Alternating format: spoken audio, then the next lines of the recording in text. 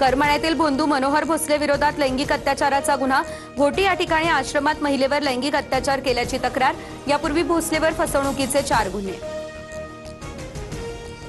भोंदू अशोक खराची प्रॉपर्टी ईडीने केली जप्त। खराच्या अनेक बेनामी मालमत्तांचे रेकॉर्ड आणि डिजिटल उपकरणं ईडीच्या ताब्यात। मर्सिडीज कार 1.12 कोटी रुपयांचे दागिने यासह 2,25,00,000ची रोकड जप्त।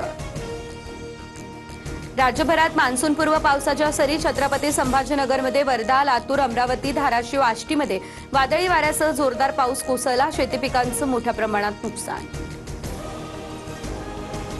सोलापूर जिल्ह्यामध्ये वादळी वाऱ्यामुळे हॉटेल, पेट्रोल पंपांसह पशुधनाचं मोठं नुकसान झालं। वादळी वाऱ्यामुळे हॉटेलसह पेट्रोल पंपावरती अक्षरशः छत उडून गेलं। पिंपळगावमध्ये वीज पडून 2 म्हशी दगावल्या। विदर्भात पुढील 9 दिवस उष्णतेचा अलर्ट। चंद्रपूरमधल्या ब्रह्मपुरीत देशातलं सर्वाधिक 47.2 इतकं तापमान। अमरावतीमध्ये 2 दिवसांमध्ये उष्माघाताचे 3 बळी।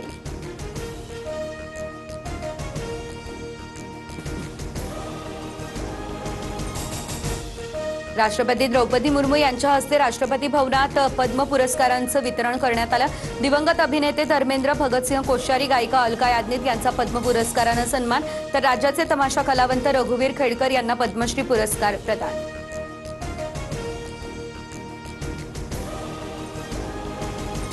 अखिल भारतीय चित्रपट महामंडळाच्या निवडणुकीतून मंत्री उदय सामंतांच्या पत्नी नीलम शिर्के यांची माघार। अभिनेत्री वर्षा उसगावकर यांना पाठिंबा देणार। मेघराज भोसले यांची माहिती।